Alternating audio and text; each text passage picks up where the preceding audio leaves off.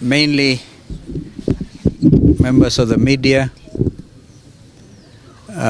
even as we invite you to this place.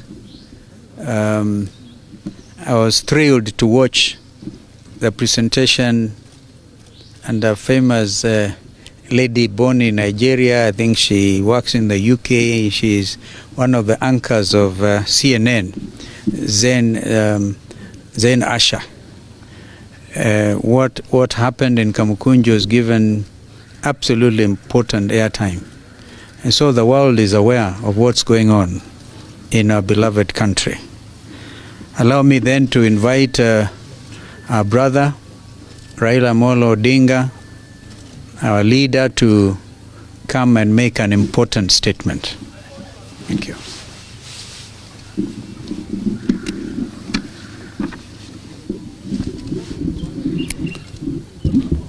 Ladies and gentlemen, this is a statement by Azimio la Umoja One Kenya coalition on the launch of a digital signature platform.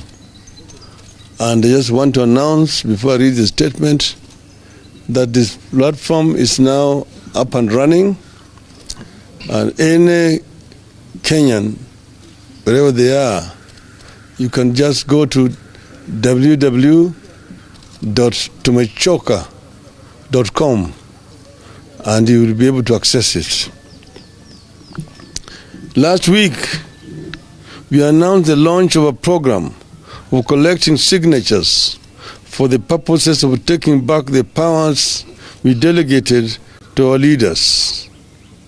The exercise, which is ongoing, is meant to express the people's displeasure with Ruto and the raft of punitive, unfair, and unjust taxes that he has decided to impose on the people without the people's consent. This is part of the campaign of resistance, the civil disobedience and citizens' actions that we have decided to pursue to force Ruto and his regime to respect and listen to the people. The Finance Act 2023 clearly exposed the fact that our leaders have decided to take instructions from the executive, and the executive has decided to pursue its own wishes, regardless of what the people feel or say. Both the legislature and the executive have ganged up against the people, and the people have been left on their own. In return, the people have decided, rightly, to gang up against the executive and the legislature. The people have decided to invoke Article 1 of the Constitution. The process we are engaging in is about the deliberate policy decisions by the Kenya Kwanza regime to make life unbearable to a great majority of Kenyans, despite the consistent appeal by Kenyans for the regime to take actions to lessen their burden. The digital platform we have unveiled today is complementary to all other efforts and platforms, including civil disobedience, tax boycotts, and defiance that are meant to compel the regime to repeal the Finance Act 2023 and take deliberate steps to lower the cost of living. These actions are also meant to compel the regime to address all the weighty issues that we have been pushing for, including a bipartisan reconstitution of the IEBC, audit of the 2022 elections, and an end to the invasion and compromising of parties and members of parliament. The digital platform we have unveiled today will therefore run alongside manual or physical signature collection, and we urge Kenyans to feel free to choose between digital and manual platforms whichever they are comfortable with. We are aware that Kenya Kwanza has questioned where we will take the signatures and the legality of the exercise. We don't expect them to understand. They don't understand the people's power as at now, but with the time, they will do. But they need to understand, we will not take it to the Kenya Kwanza IBC or their compromised parliament. We take this early opportunity to thank the 1.2 million people who have signed so far. We appeal to more people to come out and append their signatures to this historic undertaking. Note that 1.2 million people have signed this far. As we launch this, our citizens' engagement forums that we started in Kamukunji last week will continue. And Kamukunji will not be confined to Nairobi. As the people demonstrated last week, Kamukunji will be everywhere and anywhere across the country where Kenyans gather in the name of justice and well-being. We sincerely thank the people who turned out and spoke loudly, boldly, and fearlessly in Western, Coast, Central, Nyanza, Rift Valley, Northeastern, and of course, Nairobi last week. And Eastern. And Eastern. Sorry. We take note that in the course of our otherwise peaceful activities across the country, Kenya Kwanza responded with live bullets and killed people in various parts of the country.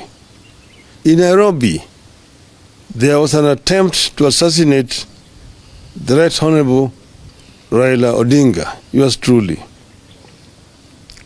We know they are getting it very wrong and missing the point that what Kenyans have started is a self-propelling movement. It has never been and will never be about an individual. Just like the assassination of Martin Luther King Jr. or the detention of Nelson Mandela did not stop the march for civil rights and freedom in the USA and South Africa, and that of Mahatma Gandhi in India. No amount of shooting, tear gas, or even assassination will stop the march of history in this country. However, we intend to move to court and institute prosecution against individual officers who are involved in unconstitutional and illegal actions against protesters in the course of our activities. Our activities are protected by the Constitution.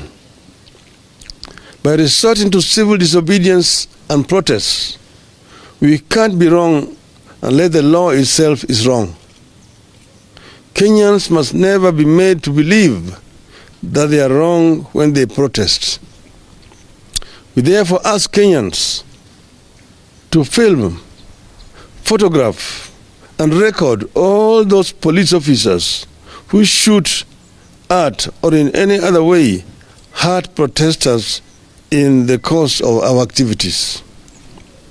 Such officers are acting in disregard of the Constitution, and we must make them pay for their illegal activities.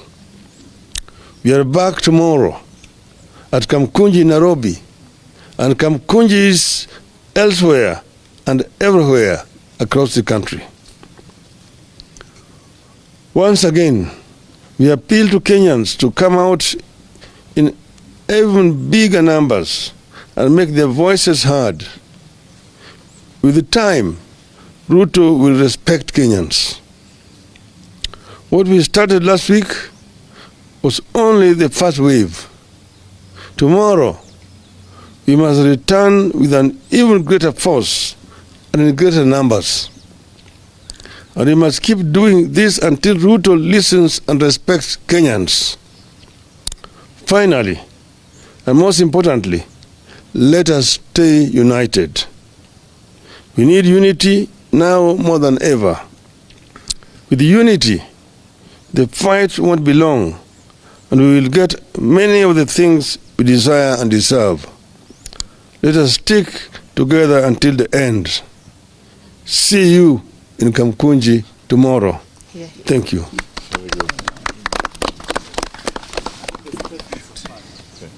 But there's a message. There's a message from this side. There's a message. There's a message. And talk about Take the question, then response. A message to William Ruto and his illegitimate regime. We are aware that you have unleashed Gachagua to plan evil for the leaders of the mountain region. We are aware of your plans, and we want to warn you and tell the world that if anything happens to the leaders from the mountain or their families, it will be on you. I also hasten to add, the blood of the protesters who were killed with live bullets is upon you. We want to ask you to cease waging warfare against your people when they exercise their constitutional rights. We want to remind the armed people, the police, that what we are doing is for you as well. We know you are hurting in your pockets, just like all Kenyans. When we seek a better Kenya for all, it includes you. Avoid being used to wage war on the people. And remember, when you do that, as our leader has said, we will come for you, because we are going to prosecute those who contravene the law. Thank you. So I wanted to add, you've seen what has happened to Jubilee. The coup which has been orchestrated by Kenya Kwanza in Jubilee, attempting to take over the party, and they're using political parties tribunal to justify what is a criminal act.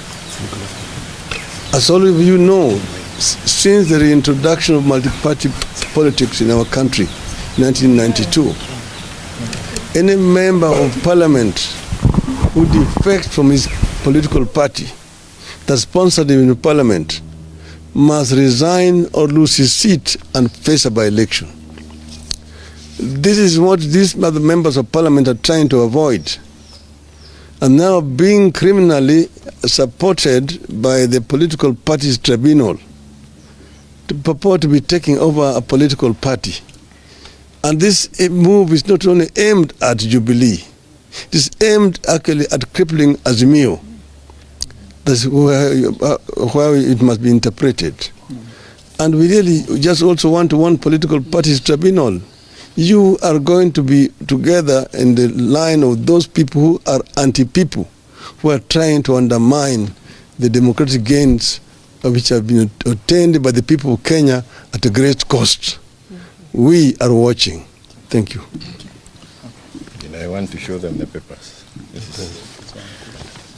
Perhaps in addition to that, this madness by Ruto with being obsessed of destroying Jubilee and by extension the party that may have more people from Mount Kenya started way back in 2020.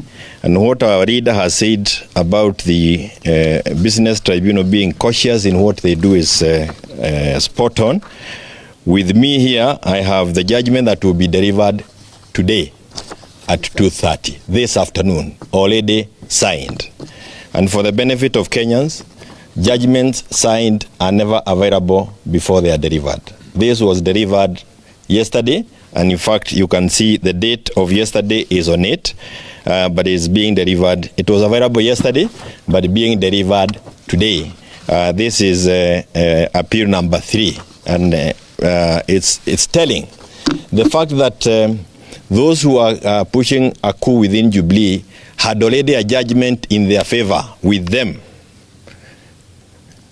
yesterday. You don't need to be told more of what is happening there. We also were aware of the judgment that was delivered yesterday. The result was delivered to us by Akina Kanini Kega through their tweets over the weekend. So it is clear that within the system, they are the ones in charge of that process, and they are the ones pushing for the collapse of Jubilee as one of the parties that is targeted within Azimio fraternity, and it is a clear indication of their desire to kill multi-partyism in this country. We have done a letter to the tribunal, which will be delivered today, complaining about the availability of their judgments, and especially those by the majority, because the minority judgments are not available ahead of the time. Where they are writing them, sasa imekuwa ingine. Those people held meetings in bars to plan for the ouster of Jubilee. This group of tribunal members are also writing their judgments in bars, those in the majority. And that is why we are where we are. So I want to say that whatever it is that we do, we have hope that the High Court will deal with the matter. We will move to the next level. That is the High Court, and we have faith that the High Court, like it has demonstrated, will deliver better judgment on this matter than before. Kwa members wa Jubilee, chama ODM without Raila is not ODM. Kama chama si tu ati kwa sababu mtu amechukua bakuri ukibie naye watu watakufuata, utaenda na hiyo bakuri yako mwenyewe. We know what we are doing. We, the genuine leaders of Jubilee, will give the final direction when and as it becomes necessary. But for now, let us remain united within Azimio and pushing for this maandamano. Kesho mtokee, wale wameimba chama wawaone ya kwamba mnajielewa, nyinyi sio buffoons kama wale. Asanteni sana. Thank you. I think that's it. That's okay. Give them a chance. Tomorrow, you need to emphasize that appeal. Emphasize enough. Tomorrow, Azimio announced that there will be a return of protests. Taxi drivers are also protesting. Truck drivers are the same. Is it a coincidence or is it part of the... Oh my. You answered your own question. Well, I guess that question is being put to the wrong person. But, you know, there's always conspiracy of circumstances. You know, circumstances conspire when the subject itself is ripe. And that's what actually has happened, that the conspiracy of circumstances. But wacha nichukue fursa hii vile vile na niseme kwa Kiswahili ya kwamba nataka Wakenya wote kila mahali, wale wafuasi wa Azimio, wafuasi wa baba na mama na Kalonzo na Malwa na Paranya na Wajakoya na Wairia na Nduritu Murithi, wote na wale ambao wameumizwa, hata wale wa Kenya Kwanza ambaye wanataka mabadiliko ambao wanaumia, ni nyote mwalikwa kesho. Nataka mjumuike kesho, muonyeshe ulimwengu mzima ya kwamba punda imechoka. Last one. Yes, Apollo TV 47.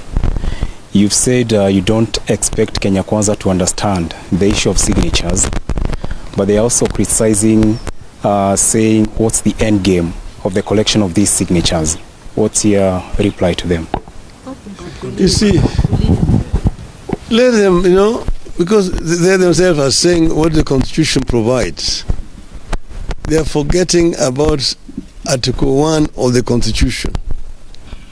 Because that Article 1 is very, very clear. It says that the sovereignty in the Republic of Kenya is invested in the people of Kenya.